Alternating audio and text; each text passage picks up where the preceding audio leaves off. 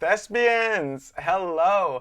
I am so incredibly excited to be here with you today and so glad that we are gathered for the first ever virtual Thespian Nation Live. Troop 4901 in Waller, Texas at Waller High School is where it all started for me. And to this day, I am still very, very proud to call myself a thespian. I have so many fond memories from my high school thespian days, from serving on student state board for Texas Thespians to road tripping to Lincoln, Nebraska for the International Thespian Festival. I'll never forget campaigning to be elected to Texas Thespian State Board by wearing this big orange foam cowboy hat and handing out sheriff badges that said, "Vote for Cowboy Cody." We even had a campaign song set to the theme of Deep in the Heart of Texas that we would sing to anybody who would listen. I'll spare you today as I am not a singer and singing is not my forte. I also remember seeing the big production of Ragtime at the International Thespian Festival, which brought a lot of students from different schools together to work on that show. I was so completely blown away by the talent and scale of that production. And Stephanie Umo, who played Sarah at the International Thespian Festival that year, went on to play the very same role on Broadway years later. So you never really know where your journey is going to take you. Thinking back on both of those memories from Thespian Festival fills me with so much joy. I'm so happy that these festivals exist so young artists such as yourselves are able to come together and build a community. That was one of the biggest things for me when I attended these festivals. I know this year looks and feels a little different, but I'm so happy that we're able to come together this way. When I was younger, I didn't necessarily understand the magnitude of what being a thespian meant. I knew that I wanted to be inducted and that I wanted to participate in all of the activities, but I didn't fully grasp the true meaning of a thespian. The dictionary defines a thespian as an actor or actress, or relating to drama and the theater. But we all know that it is much, much more than that. And at this point, there should really be a better definition to describe what it means to actually be a thespian. It's an honor. It's a privilege. It's a commitment. It's realizing that you are a part of a group of people who jointly love this art form. It's about building community. It's about discipline and finding yourself through your work. It's about stepping outside of your comfort zone. It's about learning through others' experiences. It's a lot of fun and it's a lot of hard work. As a thespian, we all uphold the thespian motto, which is act well your part, for there all the honor lies. Over the years, this motto has translated into nearly everything that I've done in my work and in my daily life. By showing up, being prepared, working hard, and putting my best foot forward, I am afforded a sense of pride in everything that I do. Up until recently, I hadn't thought about how important this motto truly was. Act well your part, for there all the honor lies. It's a simple phrase, but it can also serve as sort of a moral compass for us all. When you hear this phrase, what does it mean to you? It doesn't have to be anything deep, but think about it. What does it mean to you, and how can you apply it to your daily life? When I say these words out loud, I think about the many people who came before me. I think about everyone who has allowed me to step into my power and walk in my path. All of the teachers I had in grade school, the professors I had in college, the mentors I met along the way, and my friends who continuously influenced my journey. There is so much responsibility in this phrase. No matter what your role is in the theater, whether you are an actor, director, stage manager, designer, whatever, if you perform your part to the best of your ability, then no matter the outcome, you can walk away with your head held high, knowing that you can live with the honor that you did your best. Now, doing your best looks different for everyone. And that is very important to remember, especially in these times when our motto inspires us to go above and beyond. We all went through a lot this past year, whether it was extreme loss or infinite growth, whether you had your first bout of depression, or you were able to rise above your circumstances and create your own joy. Last year was an intense roller coaster, to say the least. And as we begin to define or redefine what doing our best means, I believe it's important to offer yourselves a little grace along the way. What you considered to be your best last week may not be the same for you this week. And while I do think it's important to hold yourself accountable to reach certain milestones and goals, I also think it's equally important to know that if you tried your hardest and you fall short of where you want it to be, that's okay. The key is simply not giving up. Oftentimes, we are afraid of failure. We look at it as a negative term, when in reality, failure is what we make of it. Dennis Waitley, who's a motivational speaker, says failure should be our teacher, not our undertaker. Failure is delay, not defeat. It is a temporary detour, not a dead end. Failure is something we can only avoid by saying nothing, doing nothing, and being nothing. So essentially, failure is inevitable. But while we are redefining what doing our best means, let's redefine what failure means to us as well. Personally, I don't believe in failure. I don't believe that failure is the end of anything. I believe that it is just another step on the staircase or another bump in the road. I believe that there is a lesson to be learned in any task that we take on. My best friend reminded me of this the other day when we were having a chat about something that didn't go my way. He simply said, failure doesn't exist. And after this lengthy chat, I got off the phone and I took a moment to think about the lesson that I had learned from this particular situation. Now, I'm not here to say that there is no such thing as failure. Failure is very real, but again, it is not an end destination. It is simply another event in the course of our lives. How we embrace it, how we bounce back from it, and how we learn from it is essentially how we can redefine it for ourselves.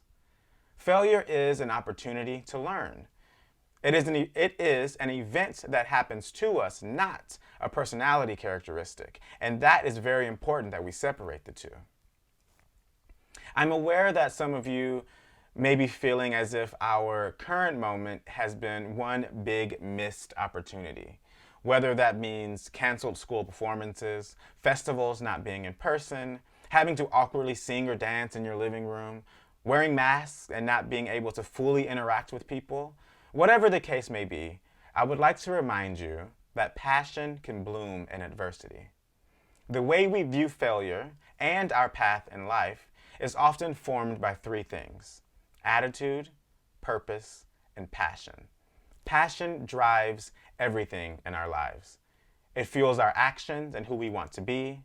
By you choosing to show up to this event now, in this moment, you are choosing rebirth over defeat. Dennis Waitley also says, learn from the past, set vivid, detailed goals for the future, and live in the only moment of time over which you have control over, the now. And with that said, 2020 is a thing of the past. But the lessons that we learned last year are very much a thing of the present. As young leaders, artists, and technicians, we must remember that everything that happens to us along our journeys helps shape us. And along the same token, we must embrace all of it, the positive and the negative, and make it work for us. I can only imagine that if we compiled a collective list of all the things that we learned last year, that list would be multiple pages long. Oftentimes, you experience the most growth when you are put in a situation that challenges you. I certainly experienced a lot of growth last year through some amazing triumphs and some incredible losses.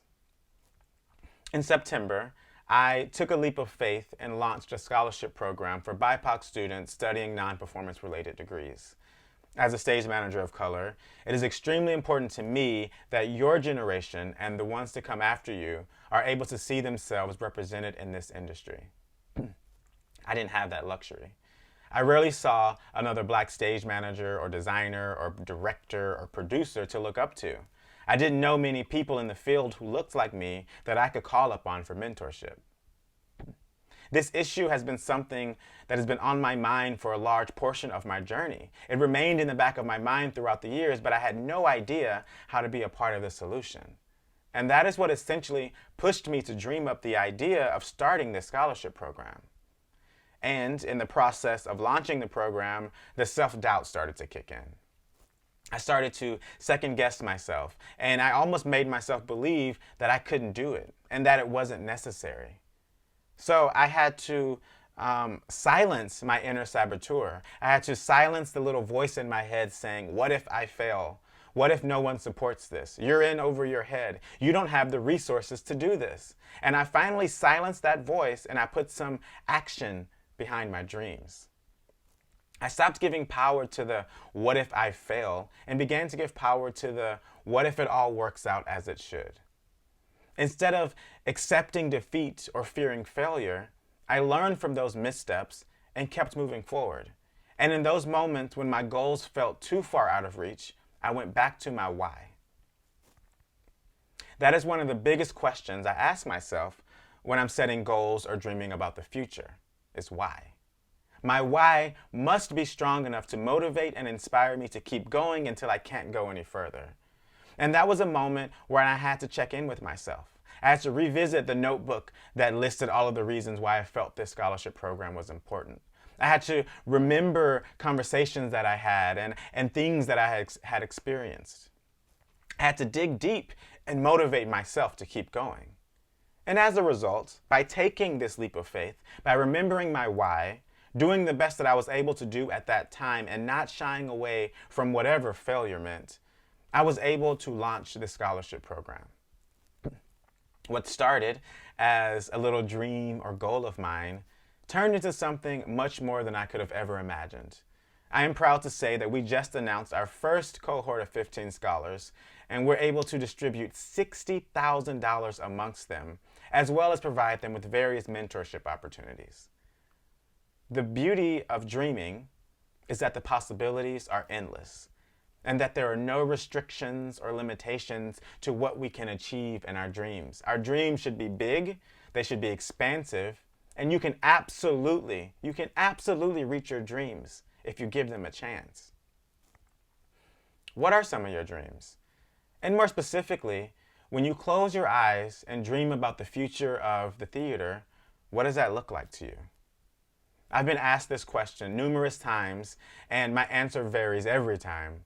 But in this moment, I can't help but reflect on some of the lessons that 2020 taught me and how we must apply them as we step into this moment of rebirth. Such as, it's okay to ask for help. Everyone needs community. And accountability looks different to everyone. So figure out what you're okay with and don't accept anything less than that. Make sure that no one is able to compromise your morals or integrity. You have the power to teach people how to love, respect, and see you. You only need permission from yourself to be great. Society may limit you. Remember that you are limitless. Sometimes it's important to shift your perspective. If something isn't working for you, take another approach, but always keep going. Prioritize your self-care and self-love.